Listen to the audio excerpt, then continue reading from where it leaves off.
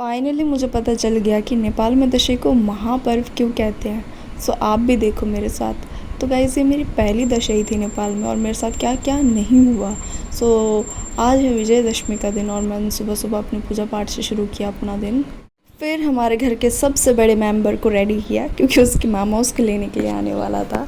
मैं यहाँ सोच रही थी कि काश मैं अपने बाल ऐसे खुले छोड़ सकती, बट नो भैया, बच्चे के साथ बाल खुले रखना इतना टफ है ना, ऐसे नोचते हैं ना वो आपके बालों को। बस यार मेकअप तो क्या ही करना था, हल्का बहुत बस आईलाइनर वगैरह लगा के रेडी हो गई अपनी चोटी बना के।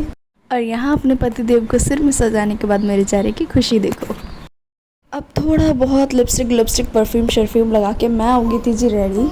और मेरे को यहाँ आ रही थी बिल्कुल पंजाबी कुड़ियों वाली वाइब। निकल चुके थे घर से ठुमकते हुए और ये है आरफ की नानी और हम पहुँच गए बस में फाइनली। और मेरी मुश्किल यहीं से शुरू हो चुकी थी क्योंकि हमें बस चेंज करके ऑटो में जाना पड़ा यार। और क्योंकि पहाड़ जाने वाले कोई बस चल ही नहीं रही और ये एक और लंबी नदी। अब इसको देख के हम ये डिसाइड कर रहे थे कि इसको कैसे पार करना है। तो जैसे तैसे पार कर हम घर तो पहुंच ही गए। सो बेसिकली गाइज इस त्यौहार का मतलब है प्यार और आशीर्वाद जो आपके बड़े आपको देते हैं और आप अपने से छोटों को देते हो। हाँ, हम देवरानी जेठानी ने बैठ के टिक्का लगाया बिकॉज ऑफ सम रीजन्स। हम दोनों के हस्बैंड हमारे साथ नहीं थे इसीलिए। और उसके बाद क्या ही था, फिर खाना वाना खा के हम घर से निकले और बीच में फिर वही लंबी नदी पार। और यहाँ एक एक करके बेचारी दीदी सबको नदी पार करवा रही थी क्योंकि वही थोड़े हैवी थे। मैं वहाँ खड़ी हो जाती तो मुझे तो ये नदी बहा के ही ले जाती।